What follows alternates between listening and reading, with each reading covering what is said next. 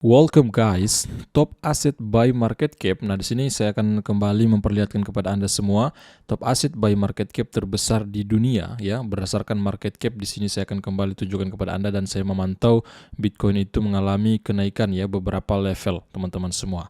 Nah, di sini yang pertama tentu ya tak perlu kita pungkiri lagi yaitu gold ya. Di sini market cap-nya itu 13,140 triliun US dolaran.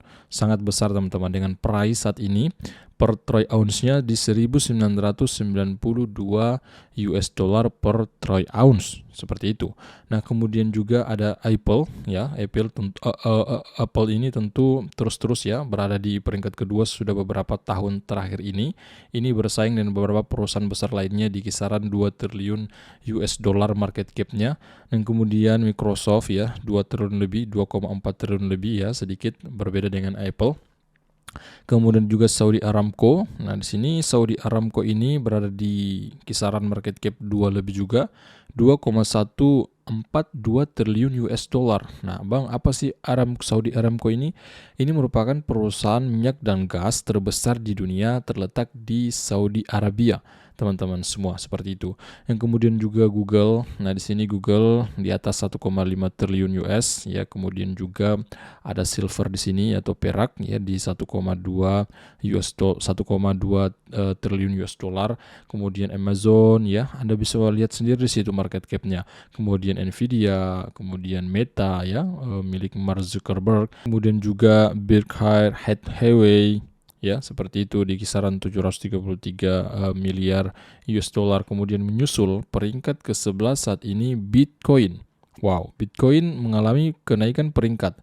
Bitcoin itu biasanya biasanya di market cap di peringkat sini ya, 14, 15 di kisaran situ teman-teman semua, 16, tetapi saat ini mampu kembali mengalami kenaikan dan mengalahkan market cap dari perusahaan mobil Tesla milik Elon Musk. Ya, lebih 600 ya, saat ini market cap Bitcoin 663,98 billion atau miliar ya kalau Indonesia rupiah, miliar rupiah, 663,98 miliar rupiah teman-teman, market cap dari Bitcoinnya. Seperti itu. Nah, di video kali ini ya, saya akan sampaikan kepada Anda, saya akan reaction ya, ini postingan dari beberapa artikel pemberitaan kripto. Ya, saya akan tunjukkan kepada Anda beberapa berita yang menurut saya ini lucu juga ya. Tanggapan dari SBF, jawaban dari SBF ketika ditanyai tentang penggunaan ya.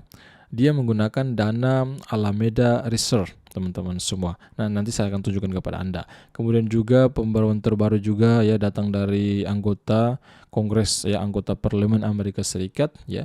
Itu melakukan apa ya? Melakukan tindakan untuk menyuruh ya Department of Justice, Departemen Kehakiman Amerika Serikat untuk menyelidiki perusahaan Binance, kemudian juga Tether, agar bagaimana, kenapa disuruh ya, kenapa anggota parlemen ini menyuruh Department of Justice untuk menyelidiki, karena jangan sampai ya, ini berdasarkan anggota ini apa yang dikatakan oleh anggota parlemen Amerika Serikat, karena jangan sampai ada dana besar ya itu diberikan kepada kelompok teroris. Itu menurut mereka ya teman-teman, ini saya sampaikan berdasarkan apa yang mereka sampaikan, itu diberikan kepada kelompok teroris melalui exchange Binance, kemudian juga menggunakan stablecoin Tether. Makanya kenapa untuk di sini anggota parlemen meminta Department of Justice, Departemen Kehakiman Amerika Serikat untuk menyelidiki lagi lebih ketat ya, jangan sampai seperti itu.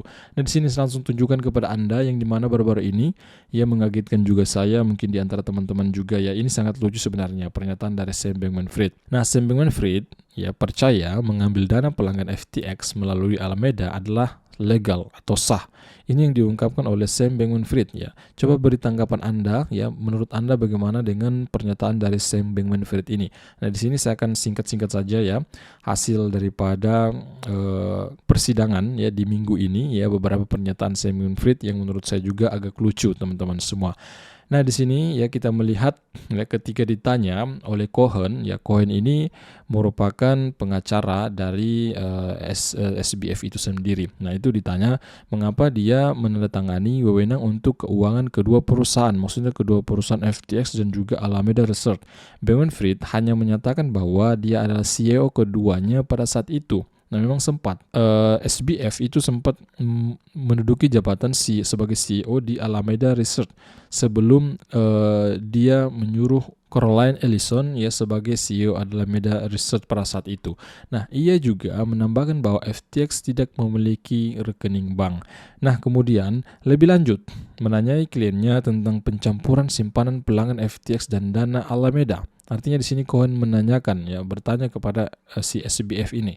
Cohen bertanya apakah Bankman-Fried yakin hal ini legal. SBF menegaskan menurutnya pengambilan dana FTX melalui Alameda adalah sah atau legal. Nah, itu yang diungkapkan oleh Sam Bankman-Fried ya. Dana yang diambil ya melalui Alameda Research ya, walaupun dana ini bersumber dari FTX ya, jadi Alameda ini mentradingkan ya dana pelanggan yang dari FTX mengirim ke Alameda Research.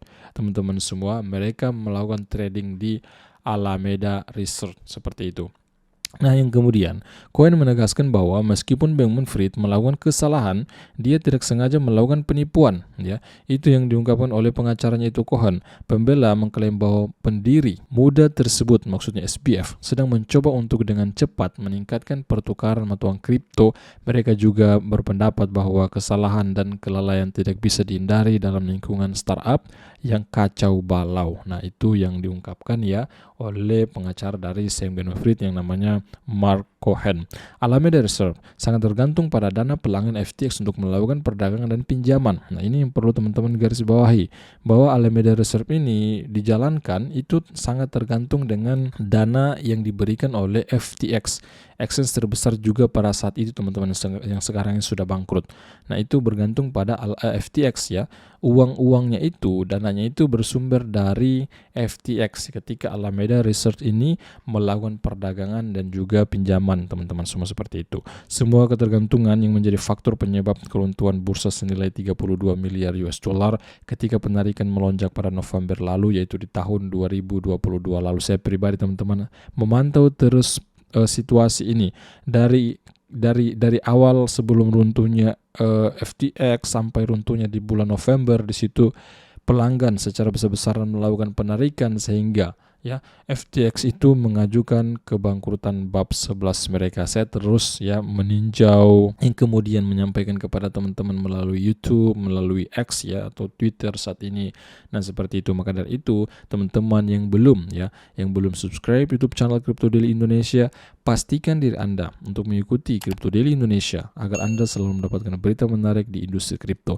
Next, yang kemudian saya akan sampaikan seperti apa yang saya sampaikan di awal video tadi. Anggota Parlemen Amerika Serikat mengajukan tuntutan pidana terhadap Binance dan juga Tether.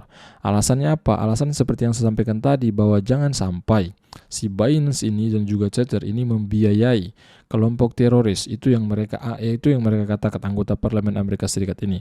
Anggota Parlemen Amerika Serikat telah meminta Departemen Kehakiman atau Department of Justice untuk menyelidiki dan mengeluarkan tuntutan pidana terhadap Binance dan juga Tether terkait potensi peran ya mereka dalam aktivitas keuangan gelap. Ya, secara khusus senator yaitu Cynthia Lummis dari Wyoming dan juga French Hale dari Arkansas mengeluarkan surat kepada Department of Justice pada hari Kamis. Di sana mereka meminta departemen tersebut untuk mengevaluasi secara hati-hati sejauh mana Binance dan juga Tether memberikan dukungan material dari sumber daya untuk mendukung terorisme melalui pelanggaran undang-undang sanksi yang berlaku dan undang-undang kerahasiaan bank. Seperti itu alasan mereka, alasan daripada anggota Parlemen Amerika Serikat ini untuk mengajukan tuntutan pidana terhadap ya Binance dan juga Tether. Nah, ini masih belum jelas juga teman-teman apakah memang betul-betul Binance mendanai. Makanya kenapa anggota Parlemen Amerika Serikat ini mendorong Department of Justice untuk berhati-hati lagi, untuk memperhatikan lagi teman-teman semua. Kurang lebih seperti itu. Nah, kalau kita melihat saat ini global market cap ya, coba kita memantau ya, langsung kita lihat Bitcoinnya. Bitcoin saat ini duduk di harga 34.000 ya, masih sideways seperti apa yang saya katakan di X, bahwa kita di beberapa hari ke depan ini maybe masih ya masih akan flat dulu ya, masih akan datar dulu dalam beberapa hari terakhir ini. Tapi performa Bitcoin dalam 7 hari terakhir sangat bagus di atas 14%. Kemudian juga termasuk Ethereum ya, dalam 7 hari terakhir 10% lebih performanya mengalami kenaikan.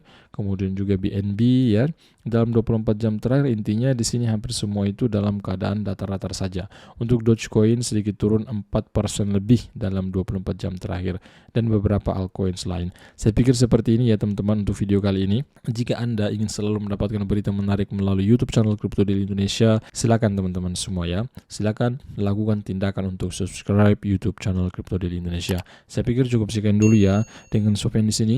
See you, bye bye.